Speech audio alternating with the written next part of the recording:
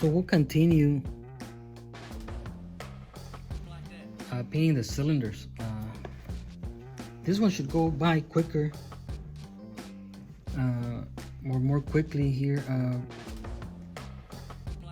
So what you have happening here on this smooth one, on this smooth cylinder, it's same things that you have happening here.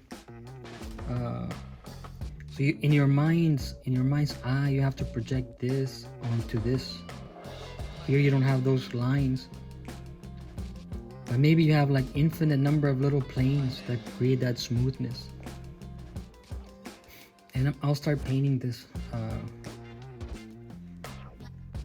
Now this is a lot lighter than this one.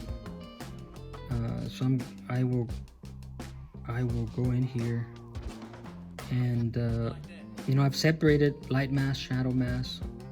You know, the turning. This is where the action happens.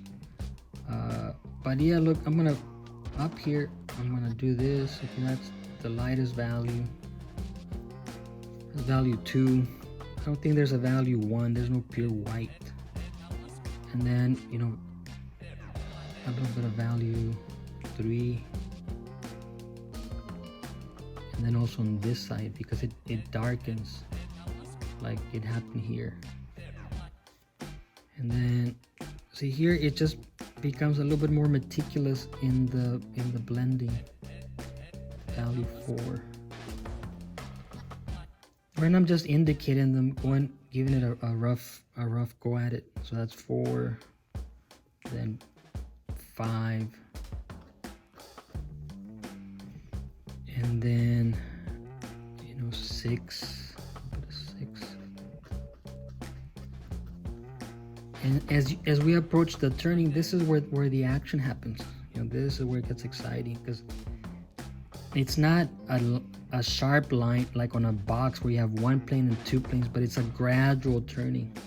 So here I go, it's, you know, 7, and then 8, and look at the strokes going across the form, and then a little bit of 8, a little bit of that 8 value, and the 9. See, so here it was the value 7, the turning here, because it's the turning is so much sharper. You know, remember, this is like this across the form, this is more like this. That's why it gets darker.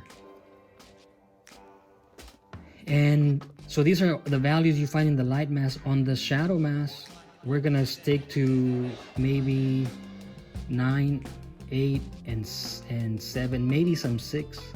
A little bit of 6, you know, there's a little bit of 6 here close to the shadow. We're not gonna have, I mean, we're gonna have reflected light like we had reflected light here, but it's never gonna be as bright as any value on the light mass. So that's 8, and then it's 9 with a little bit of 8, so I'm gonna again mix 8 with a little bit of 9,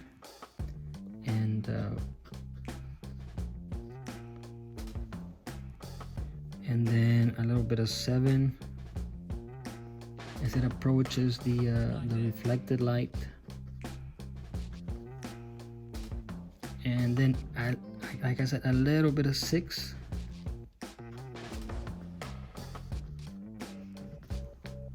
and then again, see, it's the turning, reflected light, and then it gets dark. So again, I'll go into 7 so that it gets darker here.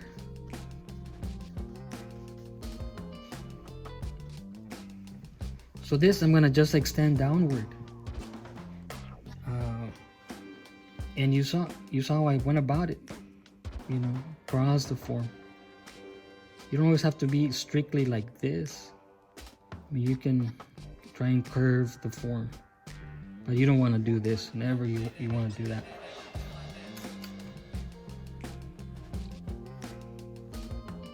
And just some general rules about light mass and shadow mass. Light mass gets lighter as it approaches the source of light. I have a lamp, so it's lighter here and it'll get darker. for the light mask. The shadow mask will be darker, closer to the light source, and it'll be lighter away from the light source, because down here it'll get more reflected light. So keep that in mind as I paint this. And this is the value 2, and eventually might become a value 3 down here because it darkens away from the light source. So I'm gonna, and here, like, you see very clearly the separations of value, but if you want to go that extra mile,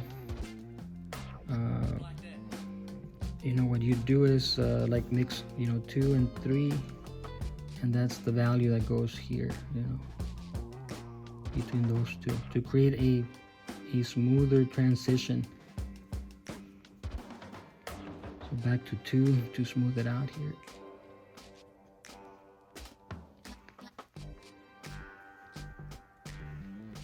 So you can mix between values.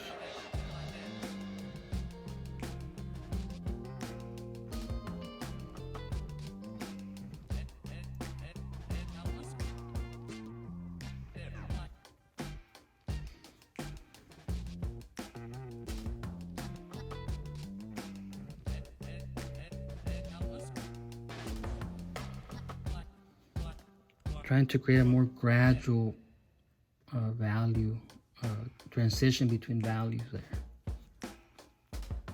See, the planes start to get smaller. And the easy thing to do here is to get a fan brush, right? But I'll explain why you don't want to do that. That is a very easy way of doing this. And a fan brush has its use, its proper place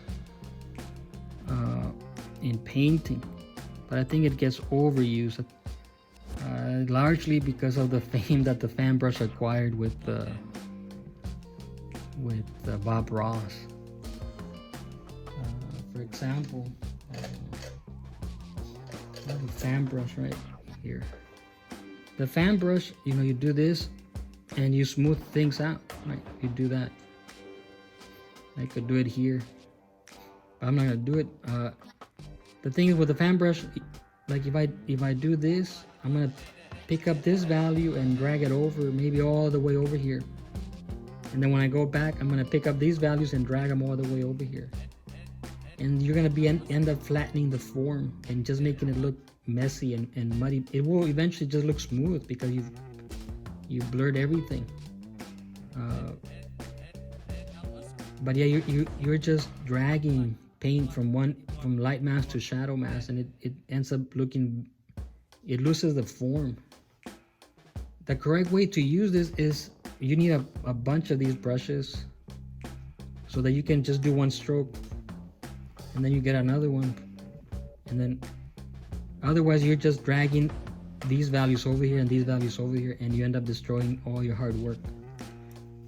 But if you just go by what Bob Ross was doing, you know, for painting skies, it has, you don't want to get carried away with the fan brush, especially for blending. So I will continue here with this. Again, go in here with the value 2, just to drag these values down.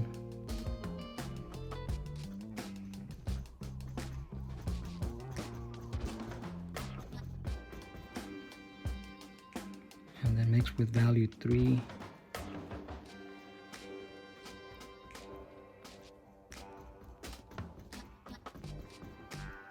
See, I'm doing cross contour, and also this goes on this side as well.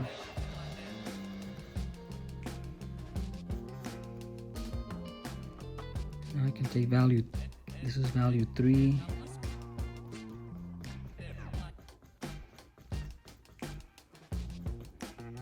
Remember, because it's getting darker away from the light source.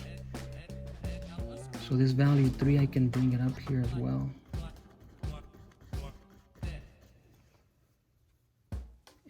I can mix value 3 with a little bit of value 4 for this area here.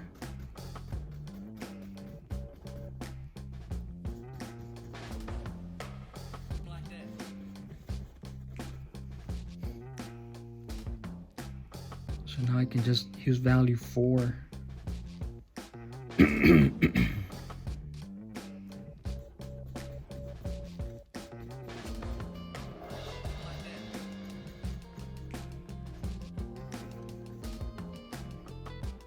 Now there's too much separation of values there, so I'm gonna get 4 and 3 and mix them to create an in-between value there.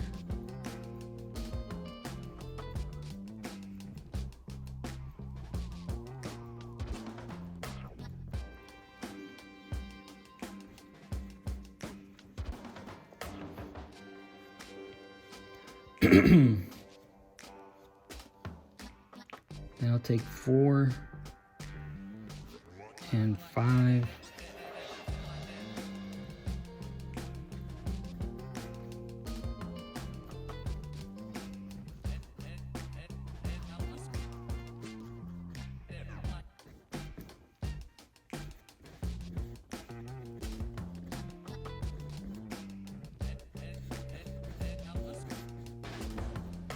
See down here, I've got this combination of 4 and 5.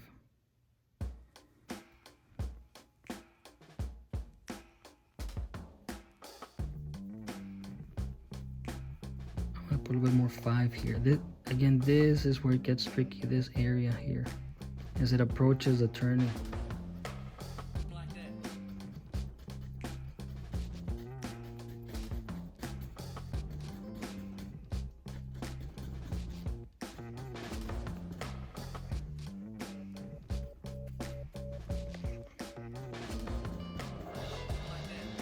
I went lighter here because I'm going into the light mass, and then a little bit darker as it turns away. So here was 2 down here. I'm ended up with value 5 to get the gradual transition from light to dark, not only this way but also this way. See, this gets a little bit more complicated than painting the boxes. And then I would do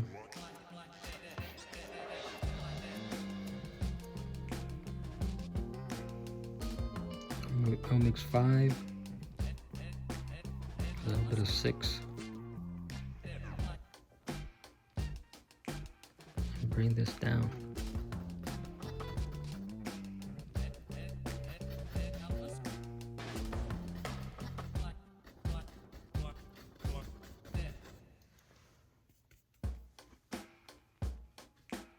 And I mix 5, a little bit more 5 into the 6 to blend this.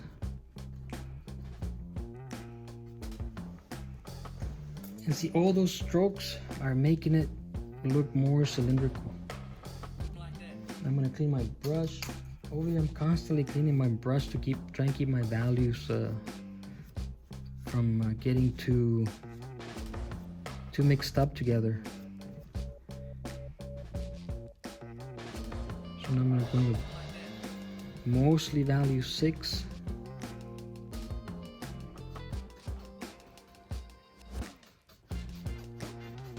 See, in this small area here, I'm gonna go from 6 to 7.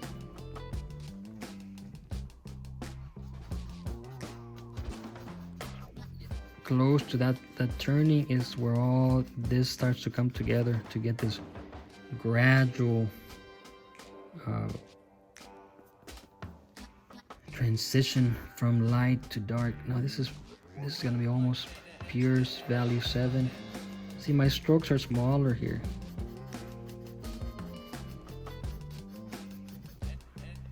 Then 8.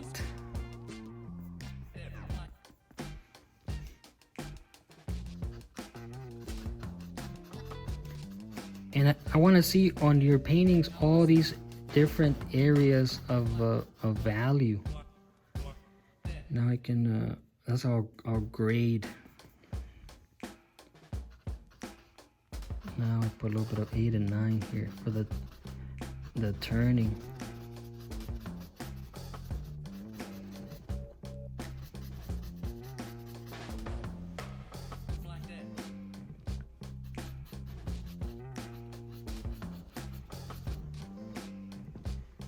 So I've got 8 and 9. I'm gonna try and put a little bit of pure 9 here, but it kind of fades out a little bit down, like around there, because remember the shadow mask becomes lighter away from the light source because it gets reflected light. So that's 9.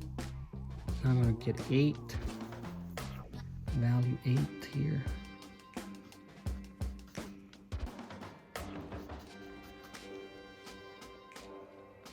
Try not to block,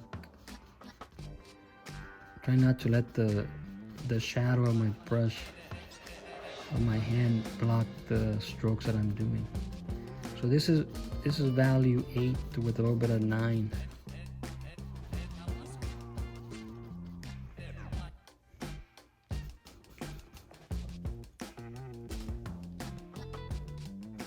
I'm mixing value 7.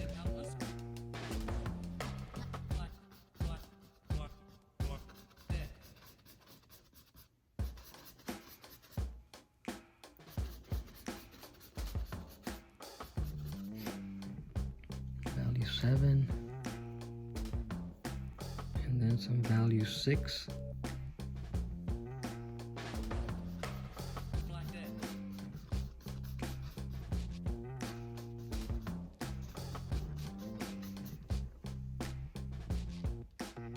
And then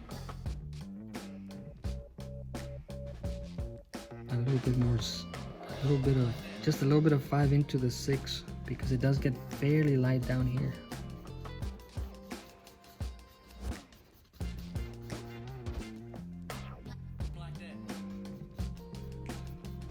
And see how much mixing I'm doing, going from one value to the other to the other. And this is not like drawing where you take a pencil and you just by not putting as much pressure, you can make lighter values, and if you put more pressure, make darker values. If you have a value 5, even if you press hard, it's not going to get darker. And also if you press it lightly, it's not going to get lighter.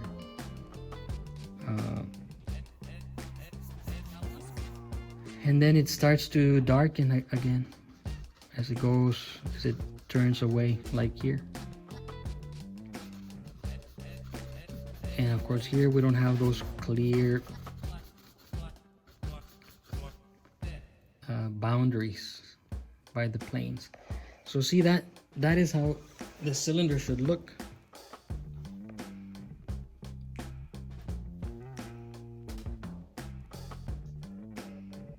That is that's how it should look.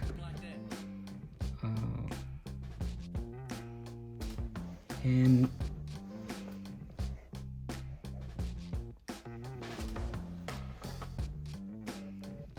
quickly, I just noticed that the phone is running out of battery. All these little things come up. So the soft turning of the form shadow, and then the strong contrast of the cast shadow, the sharp outlines here.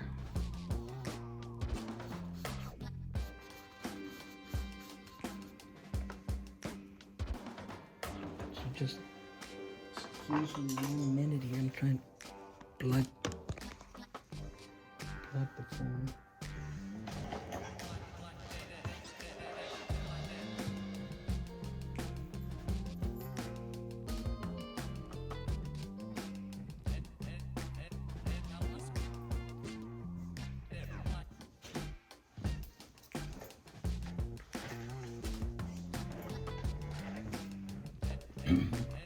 Okay, so plugged it in. I should be okay for a few more minutes, so we don't have to rush so much.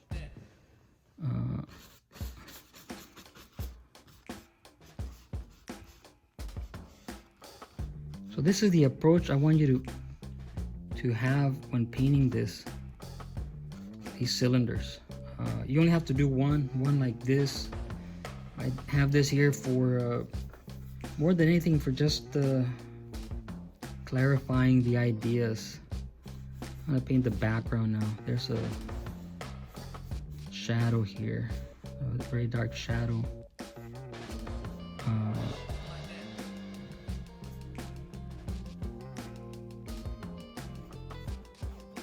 You never want to forget the background. You don't want object just floating in space.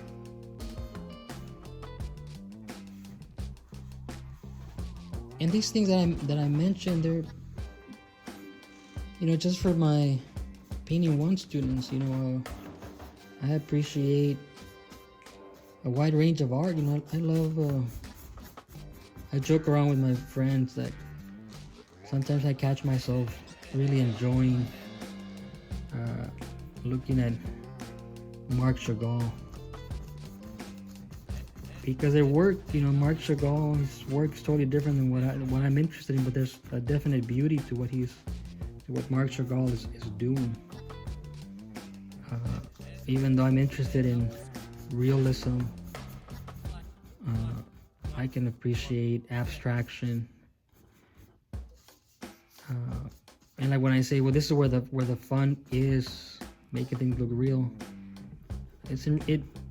I'm speaking about, you know, the class. After you take your foundation courses, of course, you can do like in advanced painting. I let, you know, students can choose to do their paintings as they please.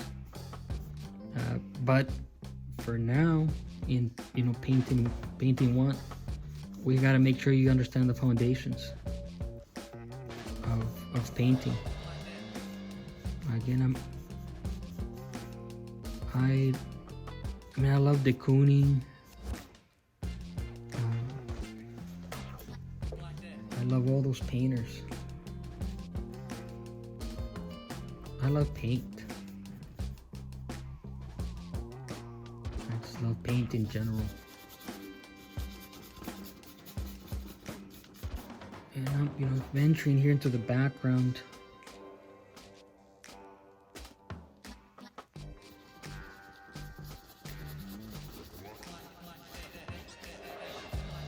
Just quickly suggesting the drapery. See, the background, I'm leaving it kind of loosely painted.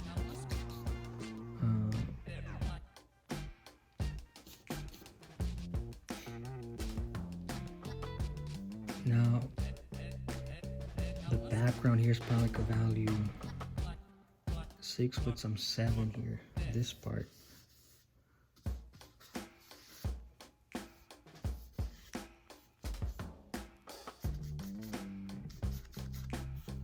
I'll go back to the top of the cylinder. I think it's lighter.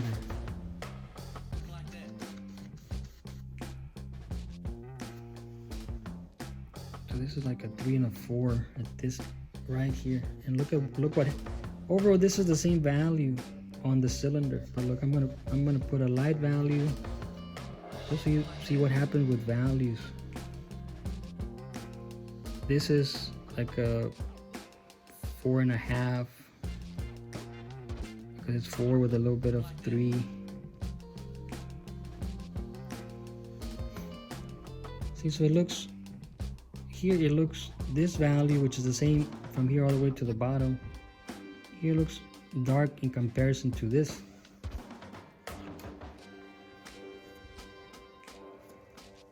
Now look what happens when I put, because on my setup there's a dark shadow here, a rather dark shadow, which I'm going to mix with 8 and 9.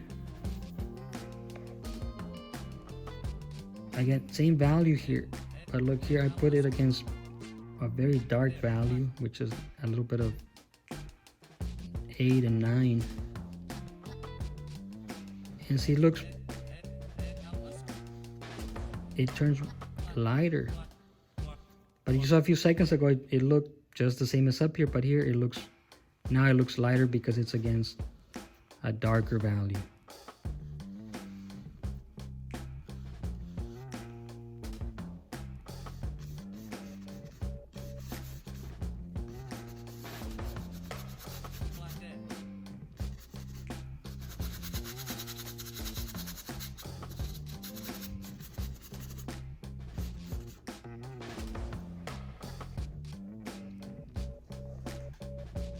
And I'm looking right behind my phone here so I can straighten this out. It's a little challenging painting with the phone right next to your face.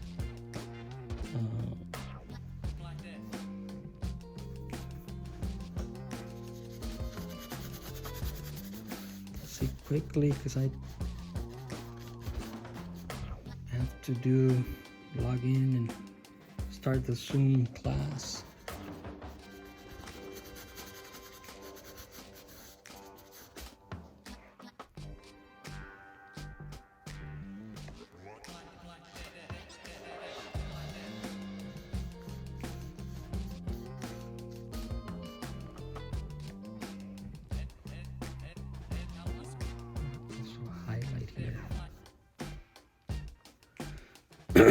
The top value of, the value of the top here, I like the value 2.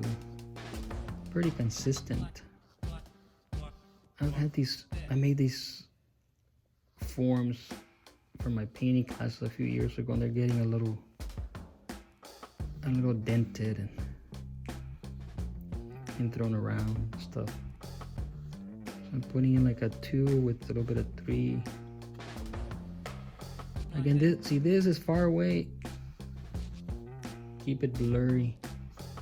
This is closer, so it's a little bit sharper. Soft edges recede, sharp edges project forward.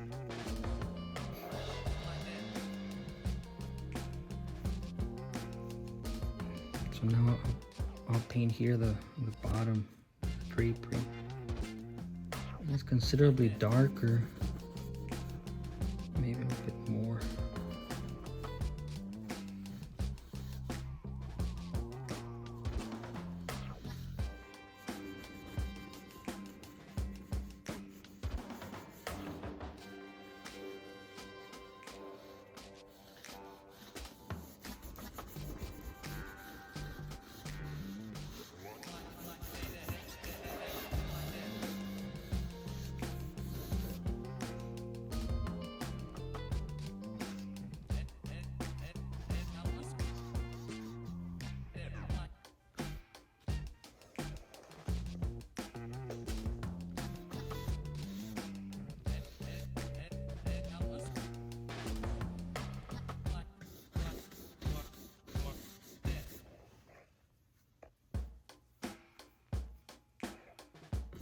And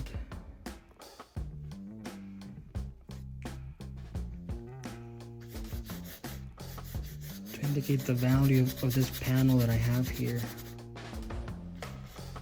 bouncing light into the cylinder.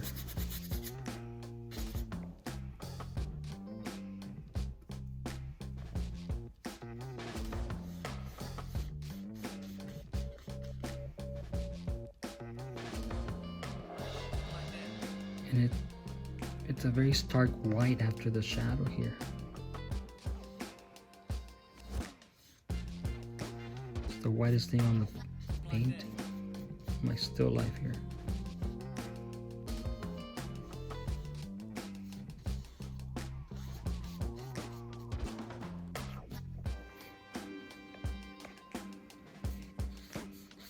So that's it. 30 minutes.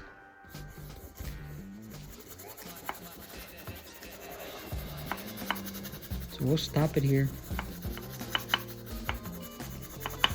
If I had more time, I'll do this off camera, but I'll blend it a little bit to have a picture of how it should look finished. But this is the approach you wanna follow.